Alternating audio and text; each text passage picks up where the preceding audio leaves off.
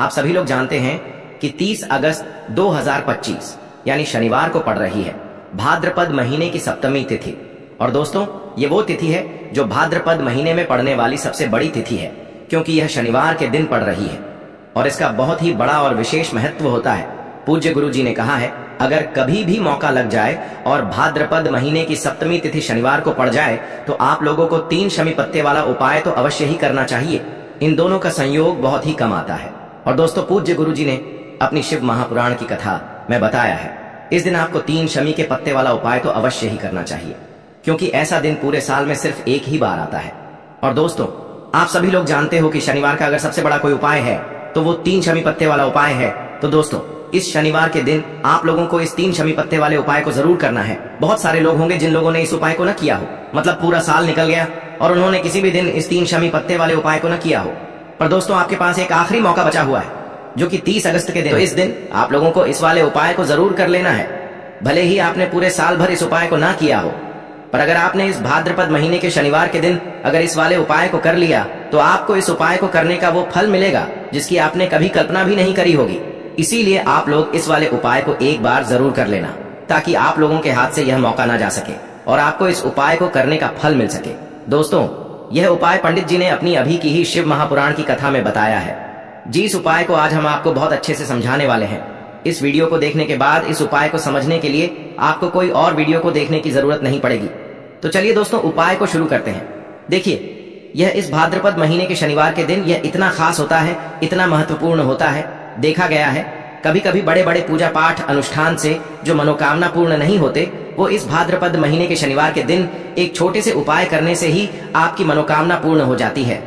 और बहुत सारे लोगों ने इस उपाय को किया भी है और उनको इस उपाय को करने का फल भी जरूर मिला है। अगर आप लोग भी इस उपाय को शनिवार सप्तमी के दिन करना चाहते हैं तो आप इस उपाय को पहले अच्छे से समझ लेना, सुन लेना, उसके बाद करना। आपको इस उपाय का फल जरूर मिलेगा।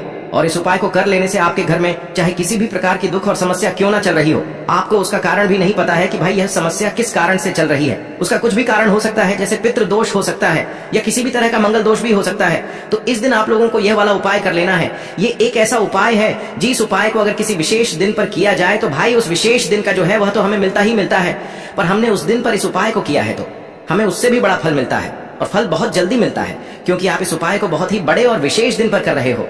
तो चलिए अब उपाय के बारे में बात करते हैं, लेकिन उससे पहले आप लोगों को यह जानना आवश्यक है कि आखिर यह उपाय किस समय करना है, किसको करना है और कैसे करना है। तो चलिए हम आगे आपको वीडियो में एक एक करके बता देते हैं, लेकिन उससे पहले अगर आप लोग हमारे चैनल पर नए हैं तो हमारे चैनल को सब्सक्राइब कर लेना और इस वीडियो को लाइक करके कमेंट बॉक्स में श्री शिवाय नमस्तुभ्यम ओम नमः शिवाय जरूर टाइप कर देना और अपने फायदे के लिए, गरीबी दूर करने के लिए इस वीडियो को पूरा देख कर जाना, तभी आपको लाभ की प्राप्ति होगी। यदि आज आपने वीडियो को बीच बीच में से देखा, काट काट कर देखा, तो आपको जीवन में कभी सफलता हासिल भी नहीं होगी। तो दोस्तों, इस 3 शमी पत्ते वाले उपाय को हमें इस शनिवार के दिन कैसे करना है, किसको करना है, किस समय करना है और कहां पर करना है, ये सारे सवालों के जवाब आपको इस वीडियो में मिल जाएंगे। और जो ये वीडियो देखेगा भाई, उसको 3 शमी पत्ते वाला उपाय जरूर करना चाहिए, क्योंकि इस दिन एक शमी पत्ते का भी बहुत ही बड़ा और विशेष महत्व होता है। और जब बात आ जाए 3 शमी पत्ते की तो ये सोने पे सुहागा वाली बात हो जाती है और ये एक बहुत ही बड़ा उपाय हो जाता है इस शनिवार सप्तमी तिथि का। अब हम समझते हैं इस वाले उपाय को हमें करना किस समय है। इस 3 शमी पत्ते वाले उपाय को हमें इस शनिवार के दिन करना किस समय है। तो देखिए, इस उपाय को करने का जो समय है वह सुबह का समय है और शाम का समय भी है। अब देखिए, यहाँ पर हम मुख्य रूप से सुबह का समय नहीं बोलेंगे, क्योंकि 30 अगस्त शनिवार सप्तमी का दिन है और इस दिन प्रदोष काल के समय का बहुत महत्व होता है। बाकी अगर सुबह के समय भी करेंगे तो भी अच्छा होगा, उसमें कोई भी दिक्कत वाली बात नहीं है। तो चलिए जानते हैं इस विशेष उपाय के बारे में। लेकिन उससे पहले एक प्रार्थना, अगर आप इस चैनल पर नए हैं तो आप इस वीडियो को लाइक करें, चैनल को सब्सक्राइब करें और कमेंट बॉक्स में आप अपनी राशि या अपना नाम जरूर डाल दें, क्योंकि हम राशि से जुड़ा भाग्य भी बताते हैं और भाग्य में चल रही परेशानियों को दूर करने के लिए वह आसान से आसान उपाय भी बताते हैं। तो चलिए अब हम अपने सबसे पहले उपाय की बात कर लेते हैं तो देखिए, आज के इस पूरे वीडियो में हम आपको 3 से 4 महाउपायों के बारे में बताएंगे, तो वीडियो को आपको पूरा अंत तक देखना है।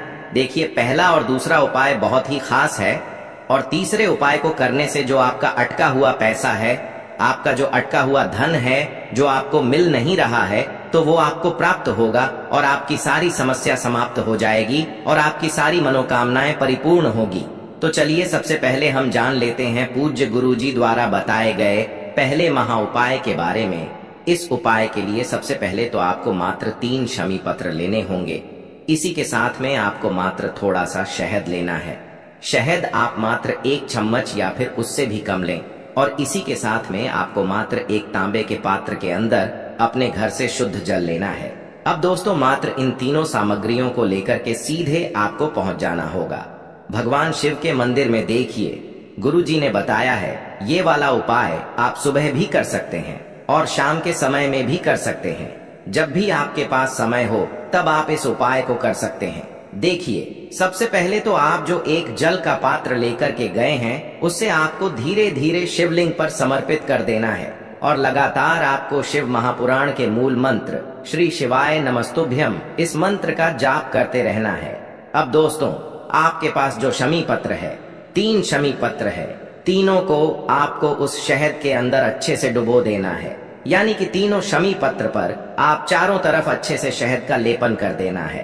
अब दोस्तों इन शमी पत्रों से आपको भगवान शिव के शिवलिंग का श्रृंगार करना है। यानी कि आपको एक शमी पत्र शिवलिंग के ऊपर रख देना, ये दूसरा शमी पत्र आपको शिवलिंग के दाएं तरफ रख देना है और तीसरा शमी पत्र आपको शिवलिंग के बाएं तरफ चिपका देना है।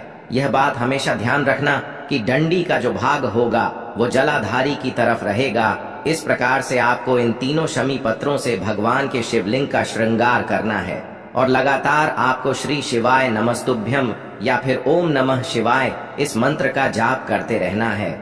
उसके बाद में फिर आप जिस भी मनोकामना के लिए उपाय कर रहे हैं, चाहे आप धन की प्राप्ति के लिए ये उपाय कर रहे हैं, तो उससे आपको महादेव से परिपूर्ण करने के लिए प्रार्थना कर लेनी है। या फिर यदि आप व्यापार के लिए कर रहे हैं, अपनी नौकरी के लिए इस उपाय को कर रहे हैं, या फिर अपने संकटों को समाप्त करने के लिए यह उपाय कर रहे हैं, तो जो भी आपकी मनोकामना है उससे महादेव से परिपूर्ण करने के लिए आपको बोल देना है और फिर आपको वापस अपने घर आ जाना है।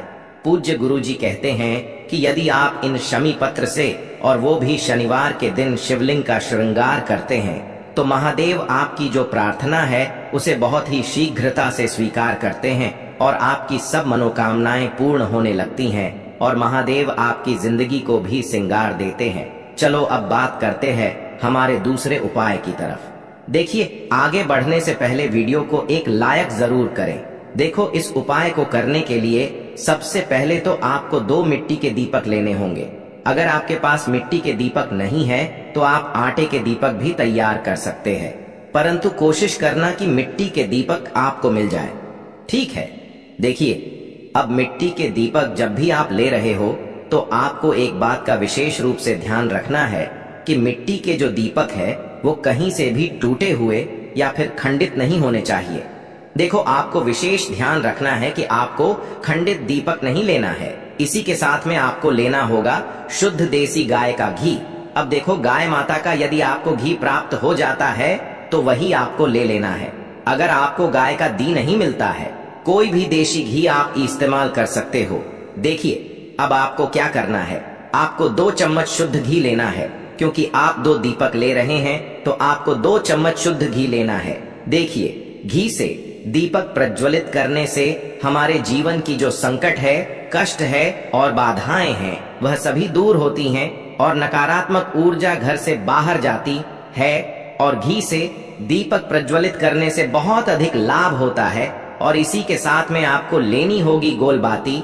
आपको मात्र 2 गोल बाती लेनी होगी। गोल बाती का दीपक प्रज्वलित करने से माता लक्ष्मी बहुत अधिक प्रसन्न होती है, जिससे आपके धन में वृद्धि होती है। और इसी के साथ में आपको लेनी होगी 2 लौंग। देखो अब लौंग जो है हमारे जीवन के सारे संकटों और कष्टों को दूर करती है, तो इसीलिए आपको मात्र 2 फूल वाली लौंग लेनी है। अब ये सभी सामग्री लेने के बाद इन सभी सामग्रियों को लेकर के आपको पहुंच जाना है पीपल के वृक्ष के वहां पर, क्योंकि इस दिन दीपक को पीपल के वृक्ष की जड़ में दीपक प्रज्वलित करना बहुत ही विशेष बताया है, खासकर शनिवार के दिन। तो कैसे करना है चलिए जानते हैं। पूज्य गुरुजी कहते हैं कि जो भी व्यक्ति पीपल के वृक्ष से कोई भी उपाय करता है तो उसके जीवन में कभी भी धन की समस्या उत्पन्न नहीं होती है। देखिए पूज्य गुरु जी ने बताया है आपको ऐसे पीपल के वृक्ष के नीचे इस उपाय को करना है जो थोड़ा बड़ा वृक्ष हो और उसकी छाया आपके ऊपर पड़नी चाहिए, और पीपल की जड़ में आपको ये उपाय करना है। अब सबसे पहले तो आपको अपना जो मुख है उत्तर दिशा की ओर रख करके खड़े हो जाना है। उत्तर दिशा जो है वो माता लक्ष्मी और भगवान विष्णु की मानी गई है, जिनकी कृपा से हमें धन की प्राप्ति होती है और आर्थिक तंगी से हमें छुटकारा मिलता है। तो सबसे पहले तो आपके पास में जो 2 दीपक हैं उन्हें आपको पीपल के वृक्ष की जड़ के पास में रख देना है। अब दोस्तों, इन दोनों दीपक में आपको 1-1 चम्मच घी डाल देना है। उसके बाद आपको दोनों दीपक में 1-1 गोलबाती को डाल देना है। इसके बाद आपको पीपलेश्वर महादेव का नाम लेकर के और अपनी नाम और गोत्र को बोल करके दोनों दीपक को आपको प्रज्वलित कर देना है। उसके बाद जो आपके पास 2 लौंग हैं उनमें से आपको 1 लौंग को अपने सीधे हाथ में रखना है, और जो दीपक है पहला दीपक उसके ऊपर से आपको पहले लौंग को 11 बार घुमाना है। देखिए, यदि आप 11 बार घुमा रहे हैं तो आपको 11 बार ओम महालक्ष्मी नमः इस मंत्र का जाप कर लेना है, और आपको अपना नाम और गोत्र को बोल करके आपको धन की प्राप्ति हो, धन की जितनी भी समस्याएं हैं वह सभी दूर हो, ऐसे आपको प्रार्थना कर लेनी है। और ये जो पहली लौंग है इसे आपको दीपक के अंदर डाल देना है। अब इसके बाद आपको दूसरी लौंग को भी लेना है और बाएं वाले दीपक के ऊपर से भी आपको इससे लौंग को 11 बार घुमा देना है, और 11 बार आपको ओम नमो भगवते वासुदेवाय नमः इस मंत्र का जाप कर लेना है। उसके बाद इस जलते हुए दीपक मैं आपको अपना नाम और अपनी गोत्र को बोल करके इस जलते हुए दीपक में ये लौंग आपको डाल देनी है। देखिए, पूज्य गुरु जी कहते हैं, देखिए, जो भी व्यक्ति इस उपाय तिथि पर कर लेता है उसके जीवन में कभी भी धन से जुड़ी समस्या उत्पन्न नहीं होती है। उसका जो सोया हुआ भाग्य है वह चमक उठता है और धन की देवी माता लक्ष्मी की प्राप्ति होती है। अब दोस्तों, हम जान लेते हैं पूज्य गुरु जी द्वारा बताए गए तीसरे विशेष उपाय के बारे में। तो ये उपाय भी आपको अवश्य करना चाहिए। देखिए, यदि आप चाहते हैं कि आपके जीवन में चारों दिशाओं से धन की कोई भी कमी न हो, यानी कि आपके जीवन में चारों दिशाओं से धन के जो स्रोत है वो बंद ना हो और चारों दिशाओं से आपके घर में, आपके जीवन में धन आए, तो आपको आज के दिन ये उपाय करना चाहिए। आज के दिन पीपल के वृक्ष में भगवान विष्णु और माता लक्ष्मी का निवास होता है। पीपल के वृक्ष में देखिए, आपको एक चौमुखी दीपक लेना है। आप माटी का दीपक भी ले सकते हैं और आटे का दीपक भी आप बना सकते हैं। देखिए, दीपक के अंदर आपको 4 बातियों का प्रयोग करना है। साथ ही साथ दीपक में आपको घी का प्रयोग करना है। अगर घी आपके पास नहीं है तो आप तिल के तेल का प्रयोग भी कर सकते हैं, और साथ में आपको एक चुटकी हल्दी भी लेनी है होगी। अब देखो, ये जो चौमुखी दीपक है आपको पीपल के वृक्ष के वहां पर लेकर के पहुंच जाना है। देखिए, ये जो दीपक है आपको माता लक्ष्मी के निमित्त प्रज्वलित करना है, इसलिए आपको ओम महालक्ष्मी नमः इस मंत्र का वहां पर 108 बार जाप करना है। पीपल के वृक्ष के वहां पर यह जो चौमुखी दीपक है आपको उत्तर दिशा की ओर अपना मुख करके प्रज्वलित करना है। यह दीपक आपके घर में सुख समृद्धि प्रदान करेगा और आपकी जो दरिद्रता है उसे दूर करेगा। तो इस प्रकार से आपको यह दूसरा उपाय कर लेना है। अब दोस्तों, हम सबसे अंत में जान लेते हैं चौथे चमत्कारी उपाय के बारे में। ये उपाय विशेषकर रोग मुक्ति के लिए होने वाला है। देखिए, इस उपाय के लिए आपको मात्र थोड़ा सा शहद ले लेना है और इसी शहद के साथ में आपको मात्र 1 लोटा शुद्ध जल लेना है। तांबे के पात्र के अंदर अपने घर से अब सिर्फ ये दोनों सामग्री लेकर के सीधे आपको पहुंच जाना है भगवान शिव के मंदिर में।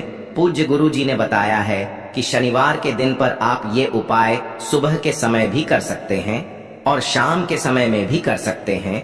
देखिए, सबसे पहले तो आप जो ये शहद लेकर के गए हैं, इस शहद से आपको माता अशोक सुंदरी वाले स्थान पर ओम का निर्माण कर देना है। यह जो ओम है आपको अपने सीधे हाथ की चिटी उंगली के पास वाली उंगली, अनामिका उंगली, उसी से बनाना है।